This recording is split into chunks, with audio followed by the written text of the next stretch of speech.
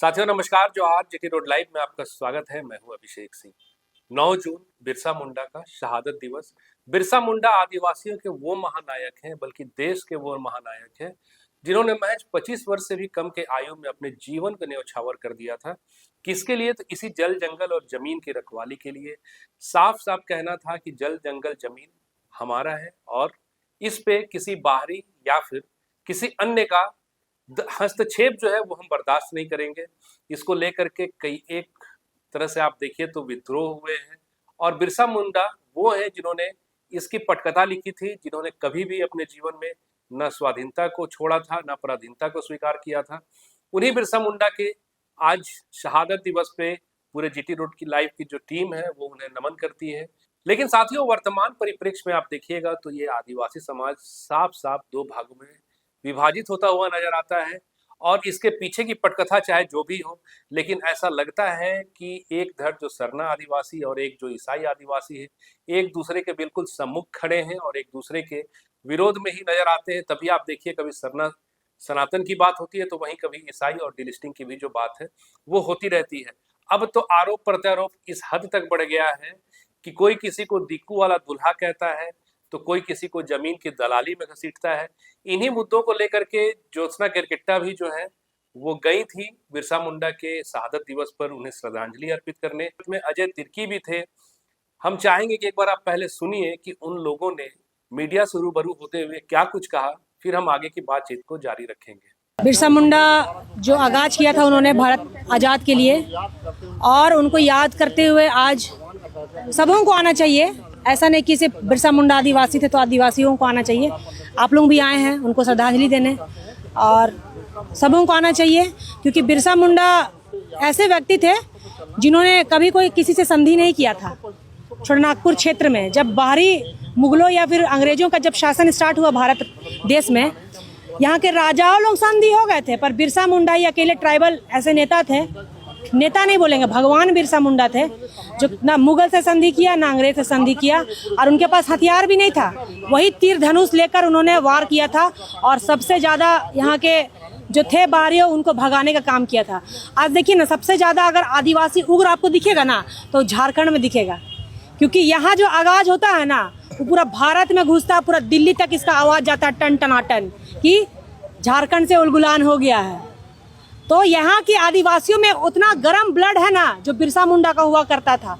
मात्र 25 साल की उम्र में उनको मार के यहीं पे फेंक दिया गया था नदी में, है ना, यहीं पीछे डिक्शनरी पुल में। उसके बाद भी यहाँ कुछ मैटर को लेकर यहाँ आए दिन जमीन में उनका विवाद लड़ाई झगड़ा होते रहता है, झंडा प्रकरण को लेकर, दिस दैट को लेके। तो ये सब आदिवासियों को आपस में लड़वाने वाला काम नहीं करना है। भगवान बिरसा मुंडा आदिवासी थे, वो ही नहीं सोचे थे भारत को हम बचाने के लिए हिंदू मुस्लिम सिख ईसाई करें, वो सबके लिए लड़े भाई। जो बाहर से यहाँ आया था संधि करने बिरसा मुंडा से, सबका विरोध किया, सबको लड़के भगाए। उसी के आइडियोलॉजी पे हम लोगों को चलना है। आदिवासी मतलब सिर्फ आदिवासी, और जो भी आके हमारे कम्युनिटी को अगर हिलाने की कोशिश करेगा वैसा वैसा को चिन्हित करके यहाँ से उखाड़ के वहाँ फेंकने का काम करेंगे। ज्योत्सना जी, अभी जो नेतृत्व कर रहा है, जो लोग नेतृत्व कर रहे हैं, वो बिरसा मुंडा के नक्शे कदम पर चल पा रहे हैं क्या? बाबा भगवान बिरसा मुंडा के नक्शे कदम पे भी चलेंगे, संविधान निर्माता जयपाल सिंह मुंडा के भी नक्शे कदम पे चलेंगे। कौन चल पा रहा है नहीं चल पा रहा है हम उतना देखने नहीं जा रहे हैं, हम चल रहे हैं, बस हमको इतना पता है। अपने आप से मतलब है हमको, दुनियादारी क्या करता है नहीं करता है, आई डोंट केयर। लेकिन आप तो समाज नेतृत्व करती हैं तो कैसे डोंट केयर कह रही हैं? समाज के नेतृत्व करते हैं तो हम ना करते हैं भाई, हम ना अपना ठीका लेंगे। कौन क्या बोल रहा नहीं बोल रहा उसका हम थोड़ी बैठे हुए हैं तर्क वितर्क करने के लिए, ट्रू और फॉल्स बताने के लिए। हम क्या करते हैं, बिरसा मुंडा का आइडियोलॉजी पे चलना है, और ये संविधान निर्माता जो है जयपाल सिंह मुंडा के आइडियोलॉजी पे नगरी रिम्स 2 जो बन रहा है, कहाँ चल रहा है? कहाँ? देखिए, ये नगरी रिम्स 2 का ये प्लेटफॉर्म नहीं है यहाँ भाषण देने के लिए, उसके लिए अलग से प्रेस कॉन्फ्रेंस किया जाएगा। तो भगवान बिरसा मुंडा का स्थल है, नगरी टू सरना सनातन क्रिश्चियन मुस्लिम यहाँ नहीं करना, इससे बाहर जाएंगे तब कीजिएगा। जल जंगल जमीन की बचाने की रक्षा करने वाले बिरसा जी का शहादत हुई है, सबको नम आंखों से श्रद्धांजलि दे रहे हैं, लेकिन आदिवासियों का जमीन तो लगातार लूटा ही जा रहा है ना। तो लूटने वाले कहीं ना कहीं देखिए अपने ही लोग होते हैं, बोलता है ना घर का बेदी लंका ढाए।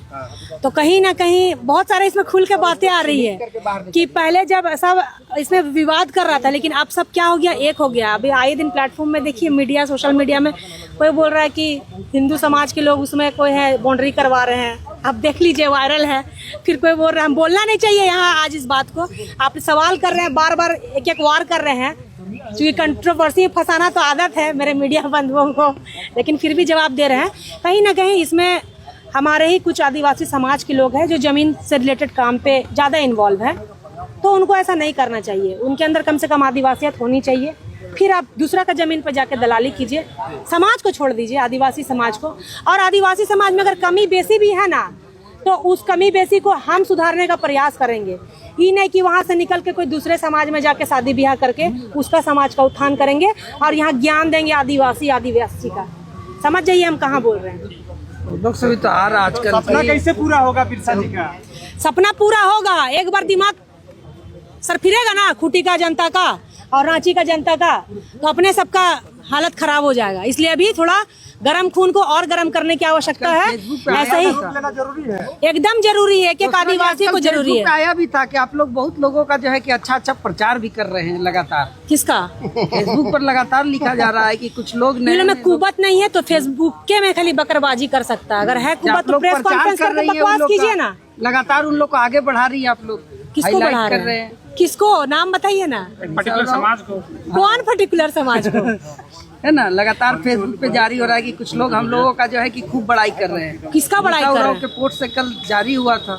हमारी बहन बड़की दीदी निशा उरांव प्लस सिंगमार, ठीक है। कम से कम अगर हम फिर बोल रहे हैं, अगर हमारे समाज में अगर कमी है, सरना समाज से आती हूँ, आदिवासी समाज से आती हूँ, अगर हमारे समाज में कमी है ना, अगर लड़के पी खा भी रहे ना, जो भी कर रहे हैं, तो अपने समाज को सुधारने में पहले फोकस करेंगे। ये नहीं कि बिकू दुल्हा करके निकल जाएंगे दूसरा से और यही समाज को गाली देंगे।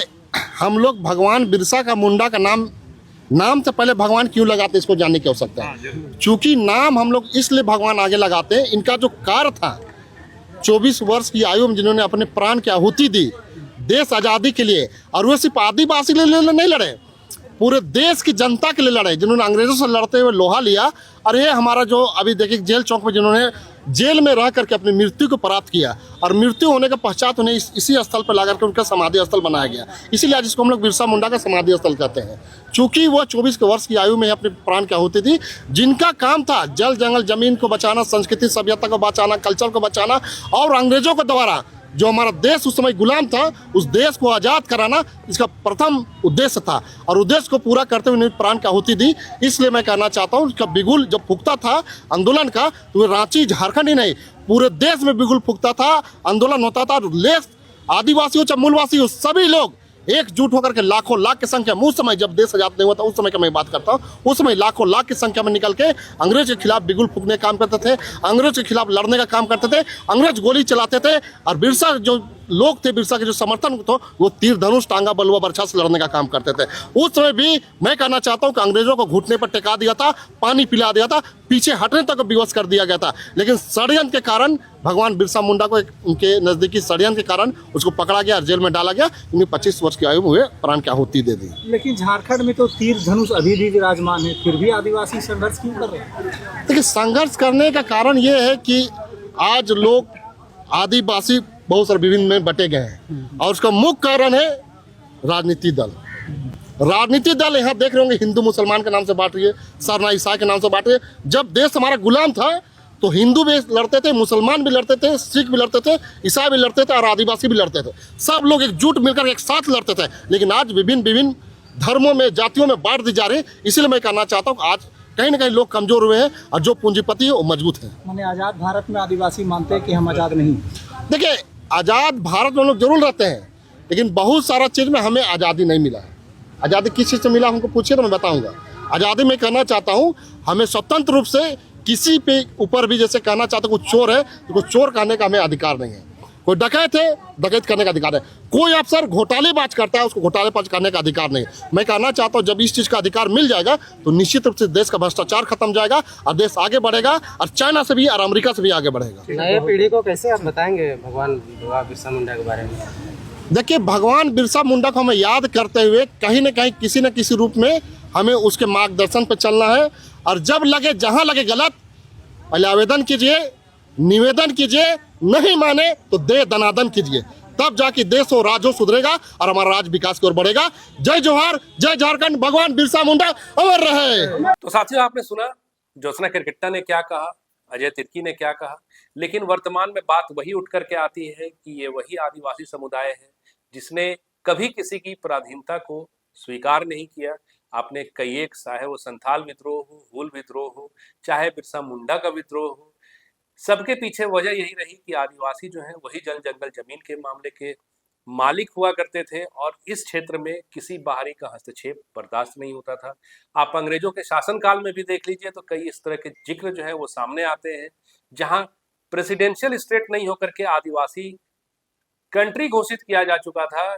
आप देखिए तो कहीं आपको संथाल स्टेट दिखेगा, कहीं आपको खड़िया स्टेट दिखेगा, लेकिन वर्तमान में देखिए तो फिर ये आदिवासी समुदाय के लिए जो दो धड़ा जो दिखता है वो आने वाले समय में चिंता का विषय है। साथियों, आज के लिए बस इतना ही। जाते जाते आपसे वही आग्रह, अगर आपने हमारे चैनल को सब्सक्राइब नहीं किया तो जरूर से कर लीजिए, वीडियो को हमारे लाइक शेयर और कमेंट भी जरूर कीजिए। आज्ञा दीजिए, नमस्कार, जय हिंद, जय भारत।